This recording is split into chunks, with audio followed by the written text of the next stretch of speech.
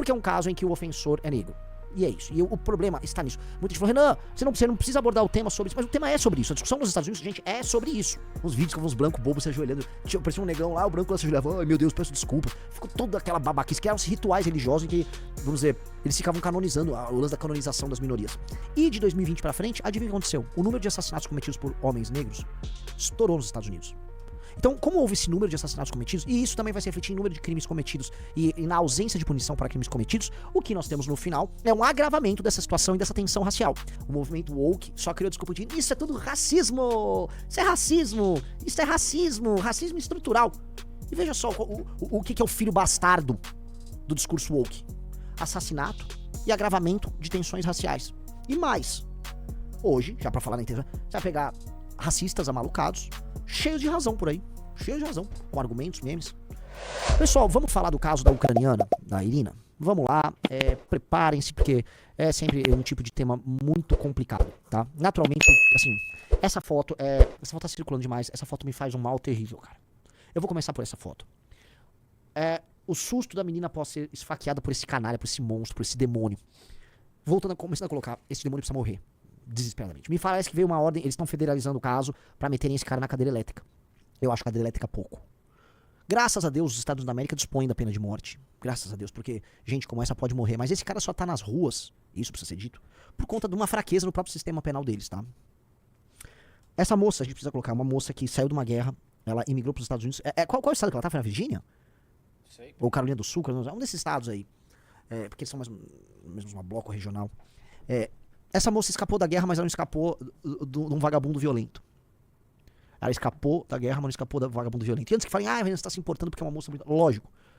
Dói mais quando uma pessoa, como uma moça que é bonita, morre. O mundo morre um pouco com isso também. A beleza importa. Então, todo mundo tá chocado com esse caso. A frieza, a canalice. A frieza das pessoas ao redor. Só pra lembrar, as pessoas ao redor ficaram lá na maior normalidade. Tá? Esse caso foi em Charlotte, né? Esse caso é muito pesado.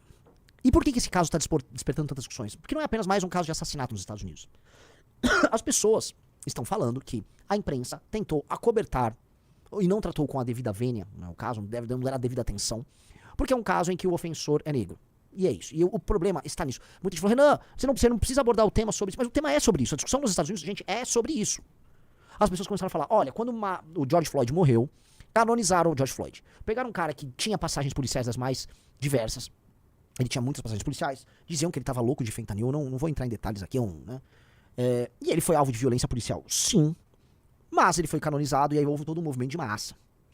A consequência daquele movimento de massa do George Floyd foram manifestações horríveis, aumento profundo das tensões sociais nos Estados Unidos, tensões raciais nos Estados Unidos.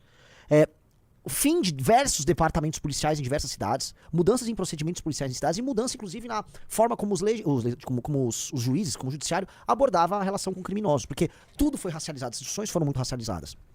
E aí, naturalmente, com a morte dessa moça, eles falaram, não estão dando atenção pra uma vítima, uma moça inocente, que estava no celular voltando do trabalho, vítima de um vagabundo, com a mesma energia que trataram o George Floyd, né? E naturalmente, gente, as esquerdas, no auge do movimento woke, iam transformar o George Floyd num super-herói, especialmente no momento que tava com uma pandemia, governo Trump.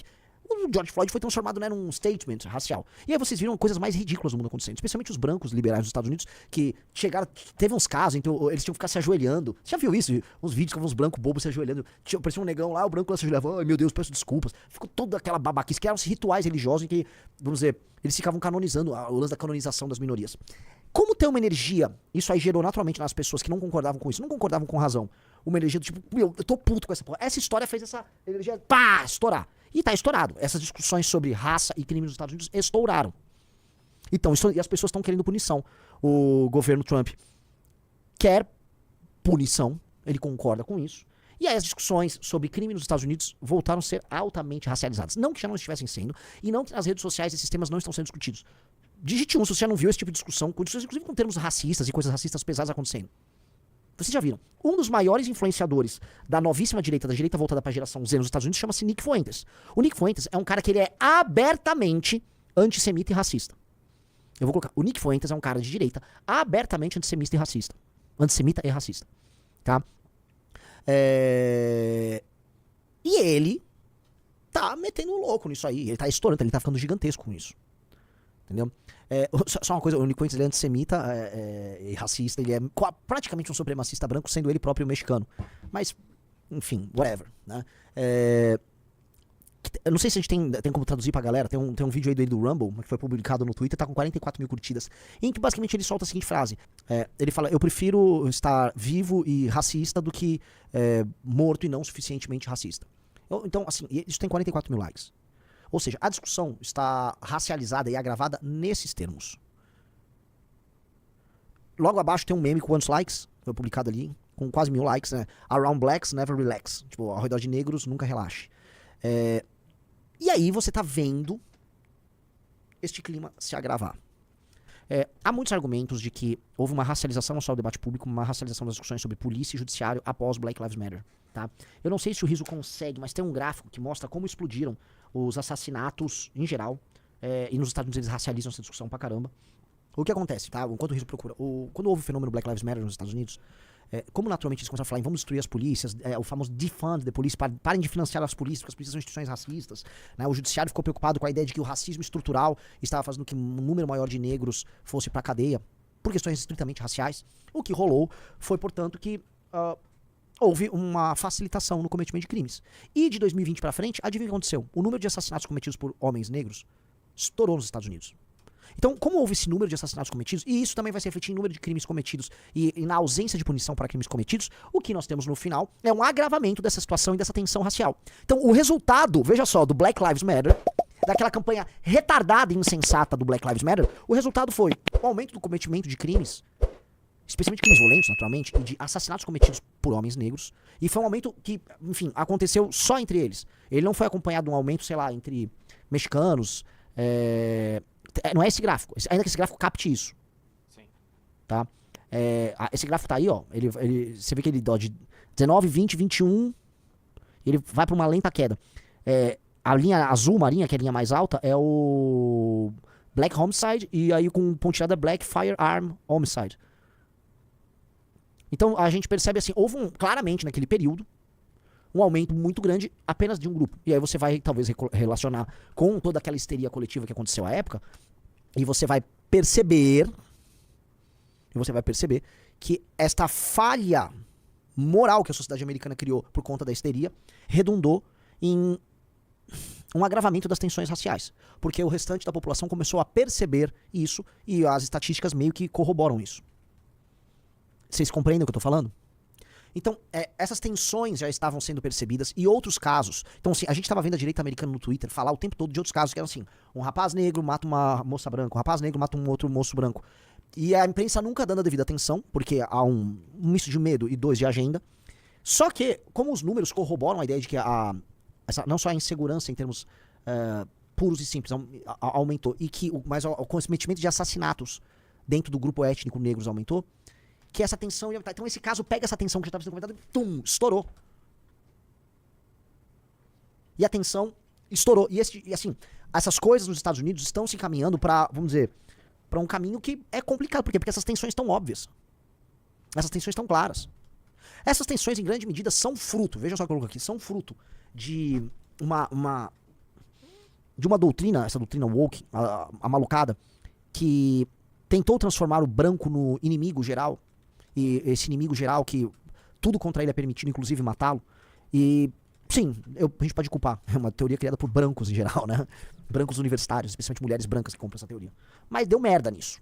E está dando merda. Merda pra caramba. Merda pra caramba.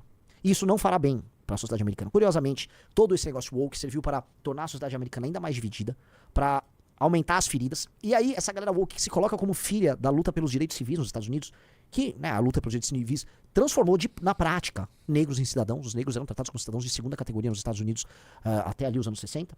Por outro lado, o clima de agravamento de tensão social, o movimento woke devolveu os Estados Unidos nesse sentido para um período anterior dos direitos civis. É como se o movimento woke quisesse viver, na verdade, a tensão, é a disputa daqueles anos 60, daquele período. É isso que o movimento woke é um simulacro de um determinado período. E parabéns, vocês conseguiram entregar. E mais, vocês conseguiram, né, com base em algo que é horrível, que é a ideia de ser leniente com o cometimento de crime, vocês conseguiram mas agravar um estereótipo que é muito ruim para a comunidade negra. E esse estereótipo está sendo usado pra caramba. E os pontos que poderiam diminuir a incidência de crime na comunidade negra nos Estados Unidos, em nenhum momento são abordados. Como, por exemplo, a desconstrução familiar, a ausência paterna, os food stamps, assistências, que tem quase um fator de incentivo para a construção de família sem pai. E que isso incide demais na produção desses jovens problemáticos. Veja, estamos falando dos Estados Unidos da América. São a nação mais próspera do mundo. Não dá pra falar que as pessoas estão cometendo crimes violentos como assassinatos simplesmente porque elas são pobres ou porque a sociedade é muito desigual. É uma sociedade muito rica. Os negros americanos, em média, ganham mais do que os brancos brasileiros, em média, aqui no Brasil. Existe uma questão que é cultural e social que precisa ser abordada. Até porque as maiores vítimas desses cometedores de crime são outros negros lá também. Então, em vez de abordar o problema para melhorar a vida e diminuir estereótipos, o movimento woke só criou desculpa de isso é tudo racismo, isso é racismo, isso é racismo, racismo estrutural. E veja só o que é o filho bastardo do discurso woke. Assassinato e agravamento de tensões raciais. E mais, hoje, já pra falar na internet, você vai pegar racistas amalucados, cheios de razão por aí, cheios de razão, com argumentos, memes. Esse vídeo, esse gráfico aí, mostra, né, como, ó, 2001, 2002, 2004, 2005, beleza. Havia até uma tendência de queda ali entre... Aí aumenta um pouco ali, pum, 2020. Olha como salta em 2020.